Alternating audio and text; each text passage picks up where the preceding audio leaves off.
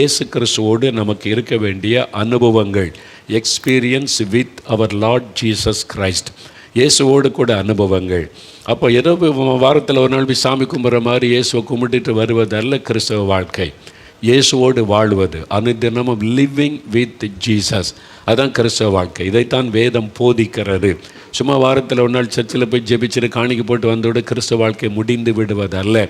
திங்கட்கிழமையும் இயேசுவோடு வாழணும், செவ்வாய்க்கிழமையும் இயேசுவோடு வாழணும், புதன்கிழமையும் இயேசுவோடு வாழணும். வாரத்தின் அத்தனை நாட்களும் நீங்கள் வேலைக்கு போனாலும் இயேசுவோட, படிக்க போனாலும் இயேசுவோட, பிஸ்னஸ் பண்ணினாலும் இயேசுவோட, எப்பொழுதும் இயேசுவோடு வாழ்வது, அதான் கிறிஸ்தவ வாழ்க்கை. சும்மா வாரத்தில் பக்தி சாமி கும்பிட்டோம், காணிக்கு போட்டோம், முடிஞ்சிட்டு அப்புறம் நம்ம காரியத்தை பார்க்கலாம் இல்லை. இயேசுவோடு வாழ்வர். அப்படி இது சாத்தியமா? அப்படி வாழ முடியுமா? இயேசுவோடு 24 மணி நேரம் வாழ முடியுமா? முடியும். அதற்கு ஒவ்வொரு அனுபவமாக நம்ம பெற்றுக்கொள்ளணும். அதற்கு முதலாவது அனுபவம் தான் தேவனுடைய பிள்ளை என்கிற அனுபவம். நாம் யோவான் 1:12 இயேசு கிறிஸ்துவின் நாமத்தின் மேல் விசுவாசம் உள்ளவர்களாய் அவருடைய இருதயத்தில் அவரை ஏற்றுக்கொண்டவர்கள் தேவனுடைய பிள்ளைகள் என்கிற அதிகாரத்தை பெறுகிறார்கள். சில்ட்ரன் ஆஃப் காட், தேவனுடைய குழந்தைகள், தேவனுடைய பிள்ளைகள். இயேசுவோடு கூட ஒரு ஐக்கியம் பெறும்போது தான் தேவனுடைய பிள்ளை என்கிற அனுபவம், அதுதான் ரட்சிப்பின் அனுபவம். அதைத்தான் மனம் திரும்புதல் என்று வேதம் சொல்லுகிறது. அதைத்தான் மறுபடியும் பிறத்தல் என்றும் வேதம் சொல்லுகிறது. இந்த அனுபவம் தான் கிறிஸ்தவ வாழ்க்கையின் அடிப்படை. இயேசுவை உள்ளத்தில் ஏற்றுக்கொள்வது. இப்போ இயேசு என் கூட இருக்கிறான்னு சொல்கிறோம் பார்த்தீங்களா, அதுதான் ரட்சிப்பு. அவ்வளோதான். நிறைய பேர் நீங்கள் கிறிஸ்தவர் எல்லாரும் கூட இப்போ இயேசுவை உங்களுடைய உள்ளத்தில் ஏற்றுக்கொண்டிருக்கீங்களா, அதான் ரட்சிப்பு. அவ்வளோதான், ரொம்ப சிம்பிள். இயேசுவை என் உள்ளத்தில் ஏற்றுக்கொண்டிருக்கேன், அவர் என் தகப்பனாக இருக்கார், நான் அவர் பிள்ளையாக இருக்கிறேன், அதை தான் ரட்சிப்பு என்பது. அதை காத்துக்கொள்ளணும். அதான் நான் சொன்னதை காத்துக்கொள்றதுக்கு நீங்கள் ஜாக்கிரதையாக இருக்கணும். சரி, இது முதலாவது அனுபவம். அடுத்த ஒரு வேத வசனம் நம்ம வாசிக்கணும். ரோமர் 8ஆம் அதிகாரம், வேத புஸ்தகத்தில் ரோமர் 8ஆம் அதிகாரம் 14வது வசனம் எடுங்க. ரோமர் 8ஆம் அதிகாரம் 14வது வசனம். புதிய ஏற்பாட்டில் 216வது பக்கம்.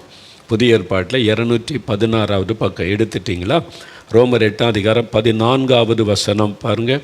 வசனத்தை கவனிங்க. அந்த வசனத்தை நான் வாசிக்கிறேன் பாருங்கள்.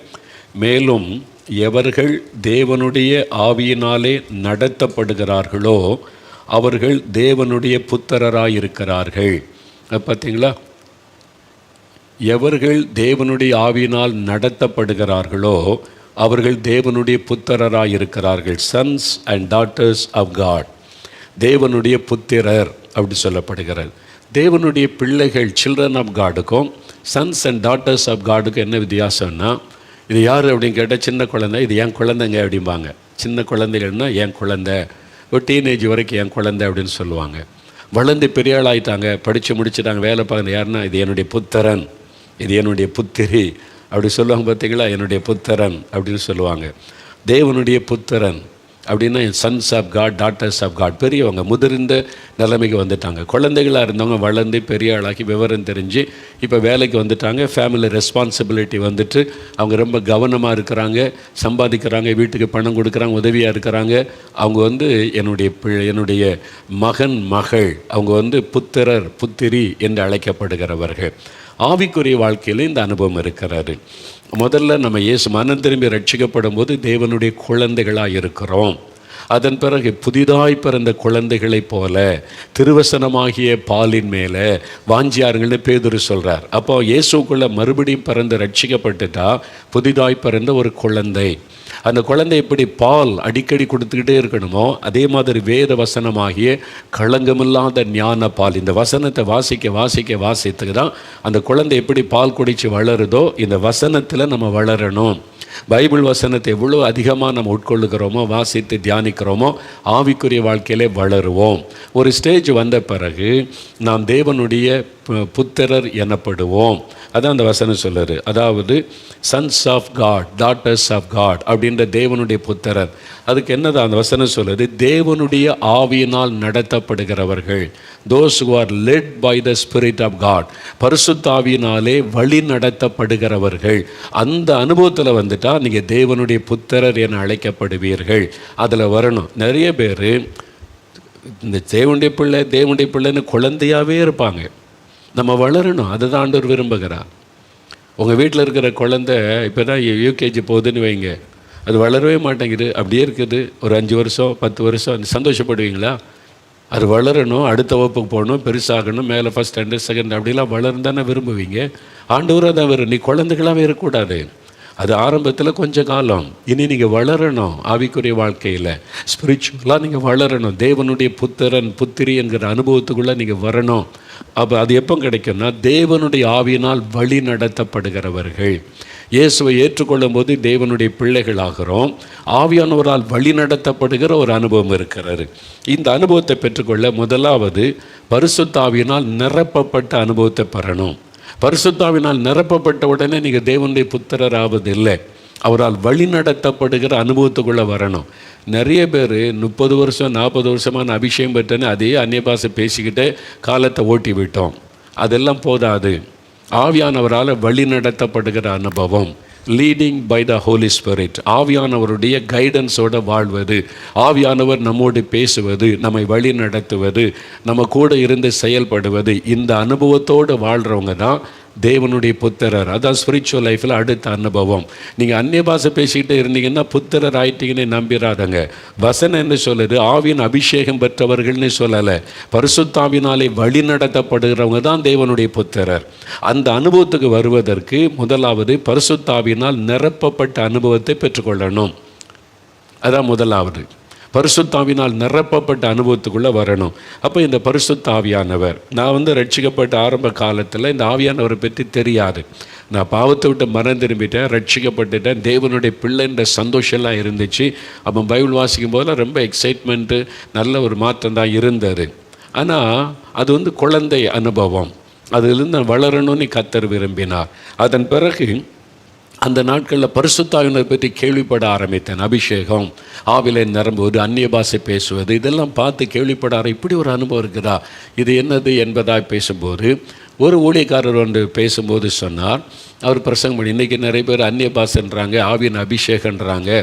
நம்ம ரட்சிக்கப்படும் போதே பிதா குமாரன் பரிசுத்தாவினர் திருத்துவ தேவன் நமக்குள் வந்து விட்டார்.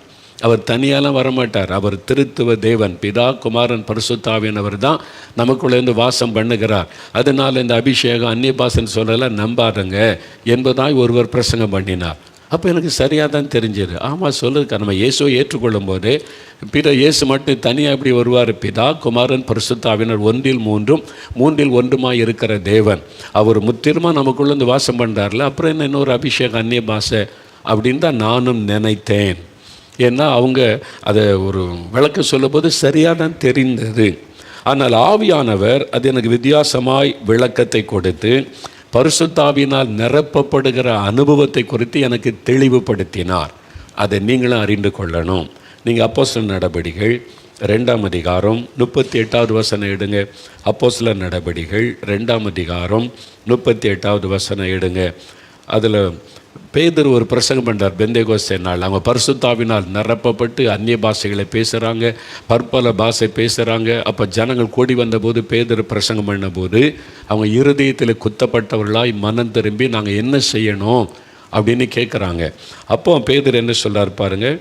பேதுரு அவர்களை நோக்கி, நீங்கள் மனம் திரும்பி, முதலாவது பாருங்கள், ஃபஸ்ட்டு வருவது மனம் திரும்புதல்.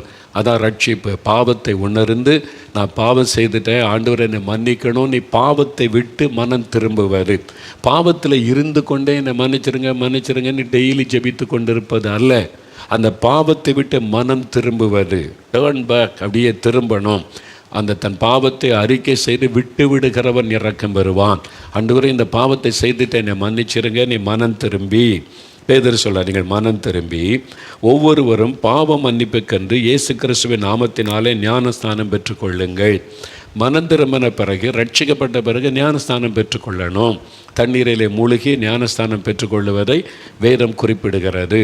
அதுதான் மனம் திரும்பினக்கு பிறகு தான் ஞானஸ்நானம். அதுக்கு முந்தி ஞானஸ்தானம் கிடையாது. அதை அழகாக ஆவியானவர் எழுதி வைத்த முதல்ல மனம் திரும்புதல், ரெண்டாவது ஞானஸ்தானம் பெற்றுக்கொள்ளுவது.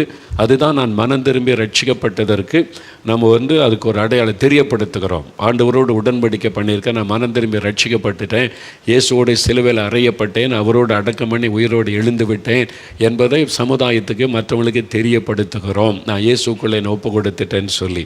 அதன் பிறகு என்ன நடக்கு பாருங்க. அப்பொழுது பரிசுத்தாவின் வரத்தை பெறுவீர்கள். பரிசுத்தாவியானவர், ரட்சிப்பு ஒரு வரம். நீங்கள் கிருபையினாலே விசுவாசத்தை கொண்டு ரட்சிக்கப்பட்டீர்கள். இது உங்களால் உண்டானதல்ல, தேவனுடைய ஈவு. எபேசியர் 2:8 பைபிளில் வாசிக்கிறோம்ல. அப்போ ரட்சிப்பு, salvation is the gift of God. அது தேவனுடைய ஈவு, ஒரு ஈவு, ஒரு கிஃப்ட் என்பதாய் வசனம். அதே மாதிரி அப்போஸ்தலர் 2:38 சொல்லுது, பரிசுத்த ஆவியானவர் it's the gift of God. அது தேவனுடைய ஒரு ஈவு, தேவனுடைய ஒரு வரம், தேவனுடைய ஒரு கிஃப்ட். நமக்கு கொடுக்கப்படுகிற பரிசுத்த ஆவியின் அபிஷேகம், பரிசுத்த ஆவியின் வல்லமை என்பதாக வசனம் சொல்லுகிறதை நம்ம பார்க்கிறோம். அதான் நான் சொன்னல, ரட்சிக்கப்படும் போதே பரிசுத்த ஆவி பெற்றுட்டோம். அப்புறம் இன்னொரு அனுபவம்னு சொன்னால், சில வசனத்தை வாசித்தா உங்களுக்கு தெளிவு கிடைக்கும். எபேசியர் 1 அதிகாரம் எடுங்க பைபிளில். எபேசியர் எல்லாத்துக்குமே மோகன்லாசுடைய அனுபவம் முக்கியம் கிடையாது, அது ரெண்டாவது. வசனத்தின்படி தான் நம்முடைய அனுபவம் இருக்கணும், அதான் முக்கியம். வேறு வசனத்தில் அதை பற்றி சொல்லியிருக்குதா அப்படின்றத நம்ம கவனிக்கணும். எபேசியர் 1 அதிகாரம் எடுங்க, 264 பக்கம் புதிய ஏற்பாட்டில் எடுத்துட்டிங்களா? எபேசியர் 1 அதிகாரம் 264 பக்கத்தில் 13வது வசனம் பாருங்கள். 13 வசனத்தை கவனிங்க, நான் சொல்கிறதையும் கேளுங்க. நீங்களும் உங்கள் ரட்சிப்பின் சுவிசேஷமாகிய சத்திய வசனத்தை கேட்டு விசுவாசிகள் ஆனபோது வாக்குத்தத்தம் பண்ணப்பட்ட பரிசுத்த ஆவியால் அவருக்குள் முத்திரை போடப்பட்டீர்கள். நல்ல வசனத்தை கவனிங்க. நீங்கள் ரட்சிப்பின் சுவிசேஷத்தை கேட்டு விசுவாசிகள் ஆனபோது. அப்போ வேறு வசனத்தை கேட்டு மனம் திரும்பி ரட்சிப்புக்கு ஒப்பு கொடுத்த போது விசுவாசிகள். நான் ரட்சிக்கப்பட்டுட்டேன், இப்போ நான் விசுவாசி, அந்த அனுபவத்தை பெறுகிறோம். அதான். அப்படி நீங்கள் விசுவாசிகள் ஆனபோது என்ன நடந்தது அப்படின்னு கேட்டால், வாக்குத்தத்தம் பண்ணப்பட்ட பரிசுத்த ஆவியினாலே முத்திரை போடப்பட்டீர்கள். Sealed by the Holy Spirit. This is a seal of the Holy Spirit.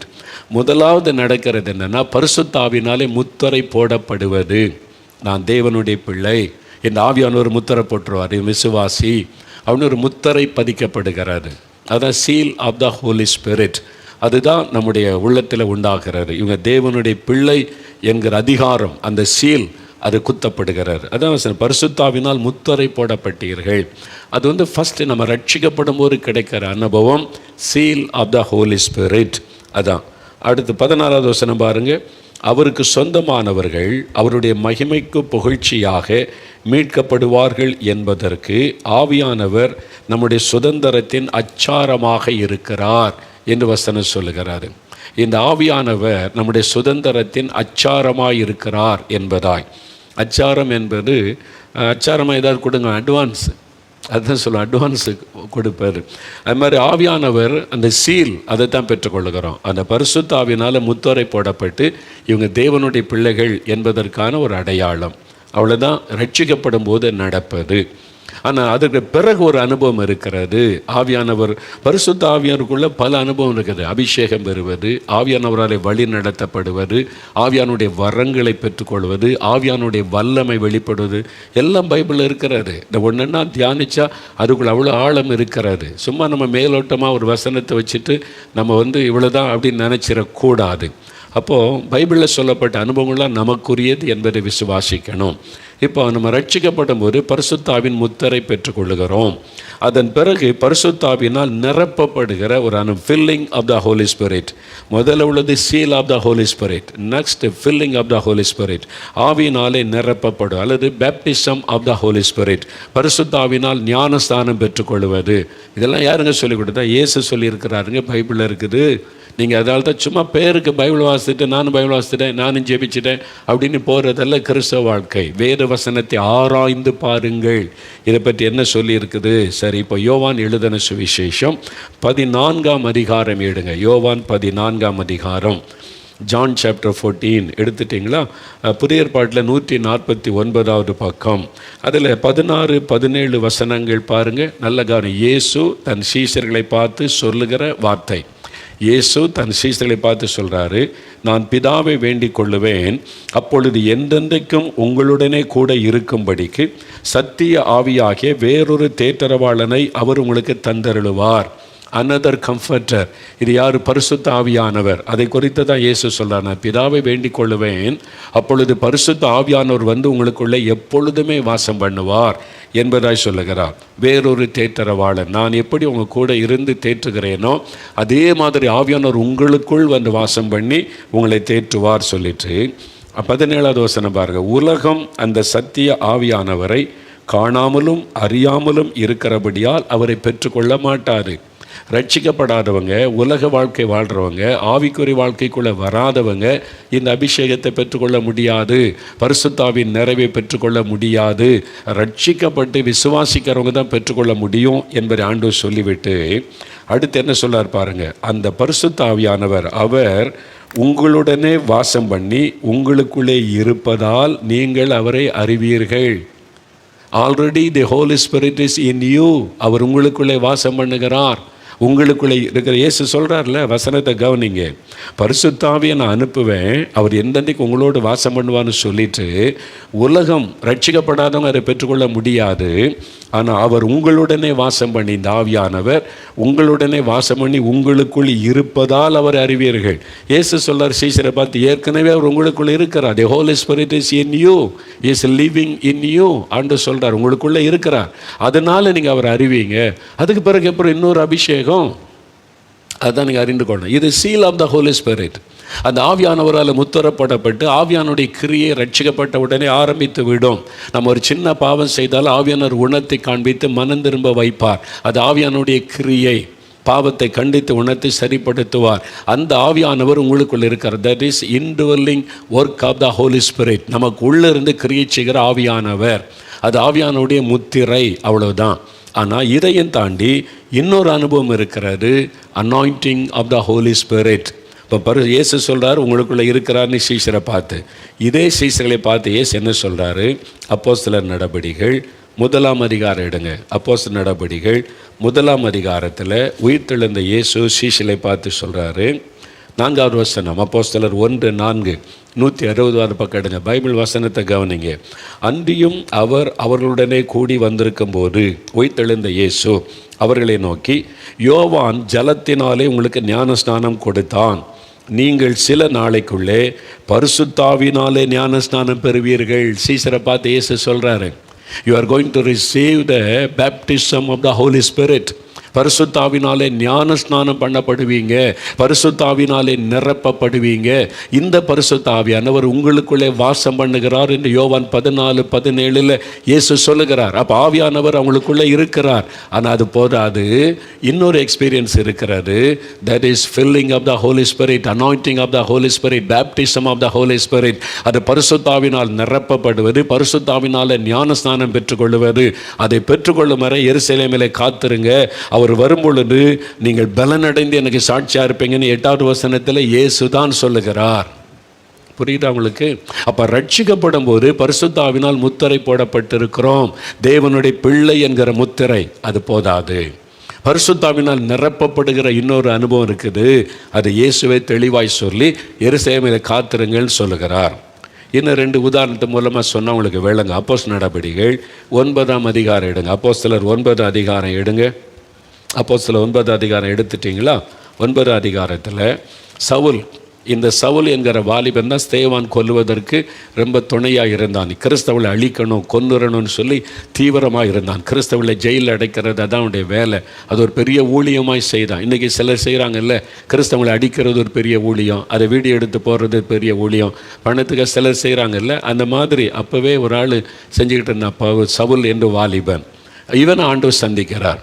தமஸ்கு போகிற வழி, சிரியா தேசத்தினுடைய தமஸ்கு, இப்போ சிரியா பார்க்குறல்ல, அது அந்த பகுதியில் தான் நடந்தார். தமஸ்கு போகிற வழியில் ஆண்டவர் வந்து இந்த சவுலை சந்திக்கிறார். சந்திக்கும்போது அவர் என்ன சொல்லுகிறார் பாருங்கள்.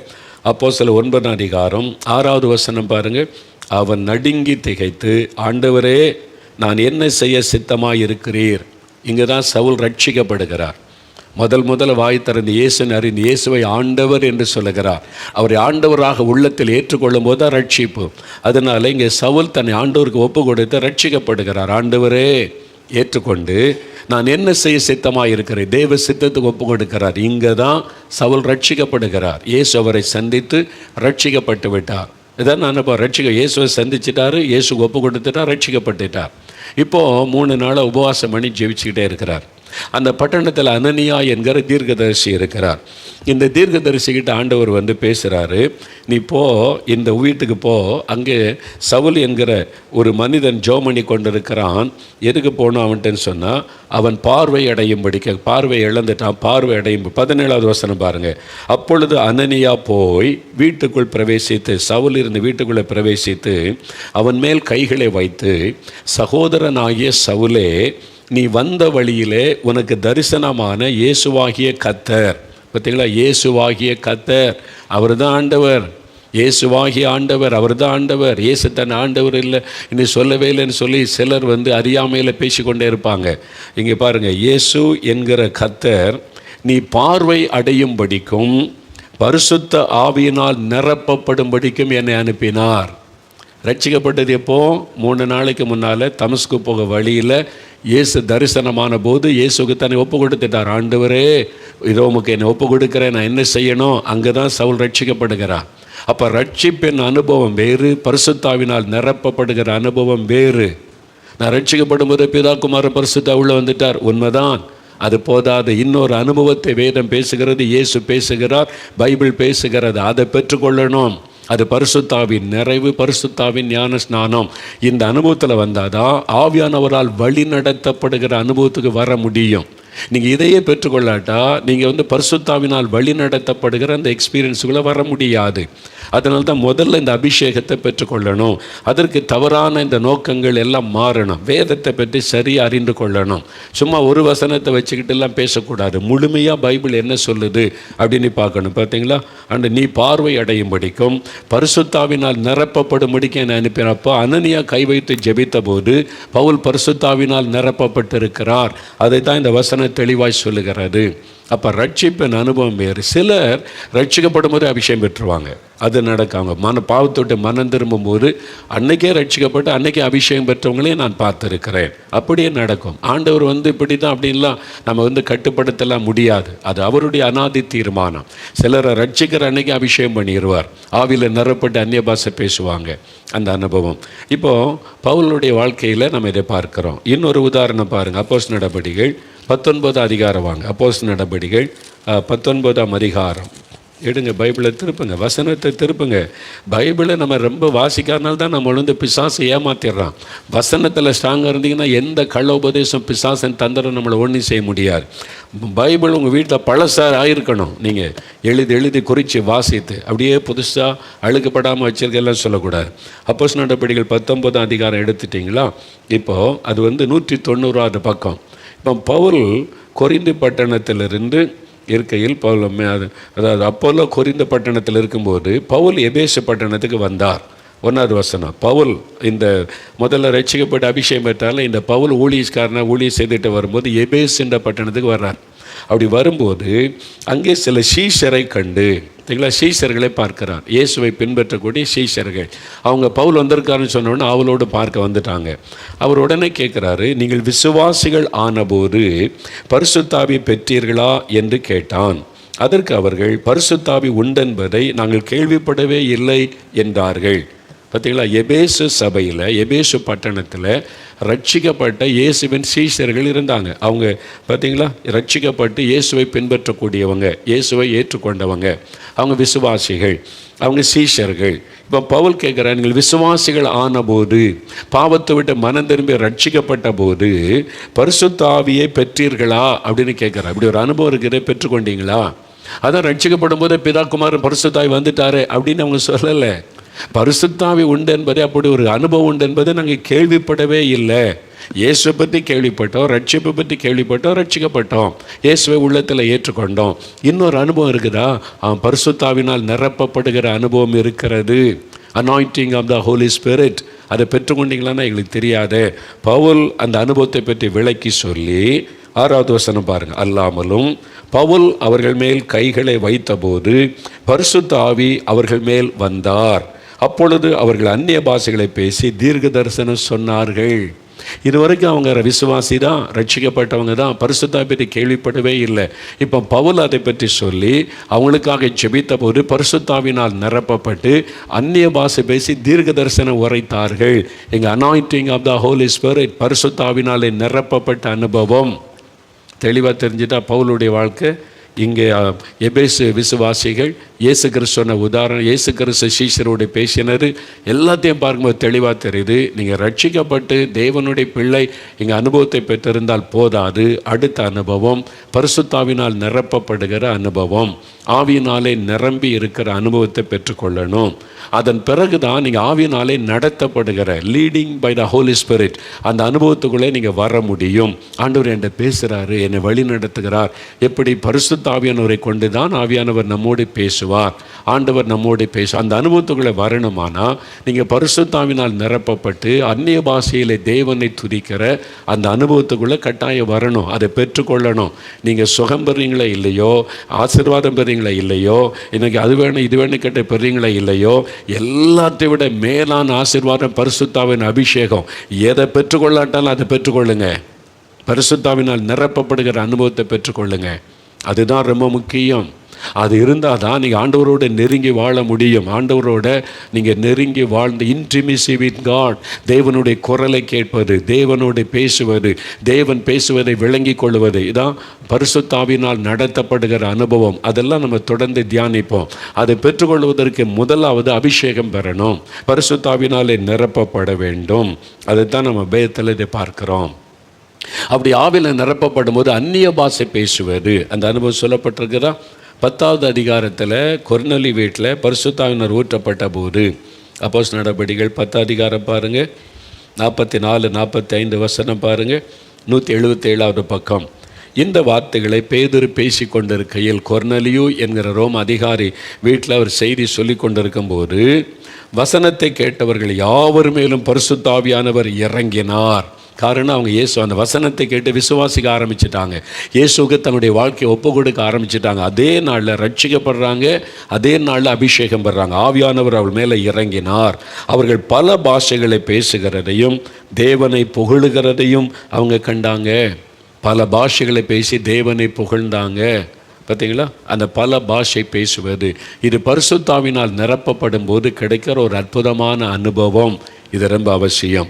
இதை குறித்து அறிந்து கொள்ளணுமானா 1 கொரிந்தியர் 14ஆம் அதிகாரம் 1-5 வசனம், இதை இன்றைக்கி வாசித்துருவோம். வர்ற நாட்களில் அடுத்த வாரத்தில் நான் அதை குறித்து தெளிவாக உங்களோட விளக்கி நான் பேசுவேன். பாருங்கள் இந்த வசனம் பாருங்கள், 1 கொரிந்தியர் 14ஆம் அதிகாரம் 1-5 வசனம். அன்பை நாடுங்கள், ஞான வரங்களையும் விரும்புங்கள், விசேஷமாய் தீர்க்க தரிசன வரத்தை விரும்புங்கள். சுகத்தை விரும்புகிறீங்கல்ல, கடன் பிரச்சனை போகணும், குழந்தை வேணும், இதெல்லாம் விரும்புகிறீங்களா? இதை விட மேலான ஆசீர்வாதம், ஆவிக்குரிய ஆசீர்வாதம், அதை விரும்புங்க. முதல்ல அதை தேடுங்க. இதெல்லாம் தன்னால் உங்களுக்கு கிடைக்கும். அப்போ வரத்தை, ஏனெனில் அந்நிய பாஷையில் பேசுகிறவன் ஆவியினாலே ரகசியங்களை பேசினாலும் அவன் பேசுகிறதை ஒருவனும் அறியாதிருக்கிறபடியால் அவன் மனுஷரிடத்தில் பேசாமல் தேவனிடத்தில் பேசுகிறான். தீர்க்க தரிசனம் சொல்லுகிறவனோ மனுஷருக்கு பக்தி விருத்தியும் புத்தியும் ஆறுதலும் உண்டாகத்தக்கதாய் பேசுகிறான். அந்நிய பாஷையில் பேசுகிறவன் தனக்கே பக்தி விருத்தி உண்டாக பேசுகிறான். தீர்க்க தரிசனம் சொல்லுகிறவனோ சபைக்கு பக்தி விருத்தி உண்டாக பேசுகிறான். நீங்கள் எல்லாரும் அந்நிய பாஷைகளை பேசும்படி விரும்புகிறேன். பவுல் சொல்கிறார் விசுவாசிகளுக்கு, நீங்கள் எல்லாரும் அந்நிய பாஷை பேசுகிறதை விரும்புகிறேன். இது யாருடைய விருப்பம்? தேவனுடைய விருப்பத்தை பவுல் எழுதுகிறார். தேவனுடைய விருப்பம், ஆண்டவுடைய விருப்பம். அது என் பிள்ளைகளே, நீங்கள் எல்லாரும் பரிசுத்தாவினால் நிரப்பப்பட்டு அந்நிய பாஷை பேசணும், நான் அதை விரும்புகிறேன் என்று ஆண்டவர் சொல்கிறார். என்ன ஆசீர்வாதம் இருக்குது? இந்த வசனத்தை திரும்ப திரும்ப வாசிங்க. 1, அந்நிய பாஷையில் பேசுகிறவன் தேவனோடு பேசுகிறான், ரகசியம் பேசுகிறார். It is a prayer language to speak to the Lord. தேவனோடு பேசுவதற்கு ஒரு வித்தியாசமான ஒரு பாஷை ஆண்டவர் தந்திருக்கிறார். தேவனோடு பேசுகிறான். 2வது ரகசியம் பேசுகிறான் தேவனோடு. 3வது அந்நிய பாஷையில் பேச பேச பக்தி விருத்தி உண்டாகும், தனக்கு பக்தி விருத்தி உண்டாக பேசுகிறான். இவ்வளவு ஆசீர்வாதம் உள்ள இருக்குது. இந்த அந்நிய பாஷை குறித்தும் தொடர்ந்து அதில் வளரும்போது தேவனோடு நடப்பது, தேவனோடு கூட ஆவியானவரால் வழி நடத்தப்படுவது, அதை குறித்து வருகிற நாட்கள் நாட்களில் தொடர்ந்து நம்ம தியானிக்கலாம். இப்போ எல்லாரும் ஒரு நிமிஷம் கண்களை மூடி, ஆண்டவரே இந்த பரிசுத்தாவினால் நான் நிரப்பப்படணும், நானும் பரிசுத்தாவில நிரம்பி அந்நிய பாஷையில் உம்மை துதிக்கணும், எனக்கு இந்த அனுபவம் வேணும்னு நீங்கள் கேளுங்க. குட்டி பிள்ளைகளுக்கு கூட ஆண்டவர் தருவார், பெரியவங்களுக்கு கூட தருவார். ஒரு நிமிடம் கண்களை மூடுங்க, அப்படியே ஜெபம் பண்ணுங்க. ஆண்டவரே நான் உம்மால் வழி நடத்தப்படணும், உம்மோடு நெருங்கி வாழணும், உம்முடைய குரலை கேட்கணும். அதற்கு நான் ரட்சிக்கப்பட்ட அனுபவத்தோடு நின்று விடக்கூடாது. பரிசுத்தாவினால் நிரப்பப்படணும், ஆவில நிரம்பி அந்நிய பாஷை பேசணும், நான் தேவனோடு பேசணும், ரகசியம் பேசணும், என் பக்தி விருத்தி ஆக ஆவில நிரம்பி அந்நிய பாஷை பேசணும். என்னை அபிஷேகம் பண்ணுங்க, என் மேல் அந்த ஆவியை ஊற்றுங்க, என்னை நிரப்புங்க. கேளுங்க கேளுங்க, குட்டி பிள்ளைகள் கேளுங்க, வாலிபர்கள் கேளுங்க. ஆண்டவரே உம்முடைய பரிசுத்தாவியை ஊற்றி விடுவீராக. இந்த குடும்பத்தில் இருக்கிற அத்தனை பேர் மேலும் ஆவியானவர் ஊற்றப்படட்டும். கடைசி நாட்களில் மாம்சமான யாவர் மேலே ஆவியை ஊற்றுவேன் என்று சொன்னீரேன். இவர்கள் மீது உம்முடைய ஆவியை ஊற்றுவீராக, பரிசுத்தாவினால் நிரப்புவீராக. இந்த இளம் பிள்ளைகளை நிரப்பும், வாலிபர்களை நிரப்பும், பெரியவர்களை நிரப்பும், எல்லாரையும் பரிசுத்தாவினாலே நிரப்பும். ஆவியிலே நிரம்பி அந்நிய பாஷை பேசவும், ஆவியிலே நிரம்பி அந்நிய பாஷையிலே துதிக்கவும். ஆண்டவரே ஒவ்வொருவருக்கு கிருபை தாரும், நிரப்பும் நிரப்பும், ஆவியினாலே நிரப்பும். இப்பொழுது உம்முடைய அபிஷேகம் இறங்கட்டும், இந்த வாலிபன் மீது இறங்கட்டும், இந்த வாலிப மகள் மீது இறங்கட்டும், இந்த தகப்பனார் மீது தாயார் மீது அந்த அபிஷேகத்தின் வல்லமை இறங்கட்டும், இந்த சிறு பிள்ளைகள் மேல் ஆவியானுடைய வல்லமை இறங்கட்டும், அபிஷேகம் ஊற்றப்படட்டும், ஆவியினாலே நிரப்பப்படட்டும். ஒவ்வொருவரையும் நிரப்பி ஆட்கொள்ளுவீராக. உம்மோடு கூட ரகசியம் பேசுகிற அனுபவத்தை தாரும், பக்தி விருத்தி அடையும்படி அந்நிய பாஷையில் பேசுமை துதிக்க கிருபை தாரும். ஒவ்வொருவரை நிரப்பும். நீ தந்துவிட்டதற்காய் ஸ்தோத்திரம், நிரப்பி கொண்டிருக்கிறதற்காய் ஸ்தோத்திரம் ஸ்தோத்திரம் ஸ்தோத்திரம். இயேசு கிறிஸ்துவின் நாமத்தில் ஜெபிக்கிறோம் பிதாவே, ஆமேன் ஆமேன். என் ஆத்துமாவே கர்த்தரை சோஸ்திரி, என் முழு உள்ளமே அவருடைய பரிசுத்தமுள்ள நாமத்தை சோஸ்திரி. என் ஆத்துமாவே கர்த்தரை சோஸ்திரி, அவர் செய்த சகல உபகாரங்களை மறவாதே. ஆமேன் ஆமேன்.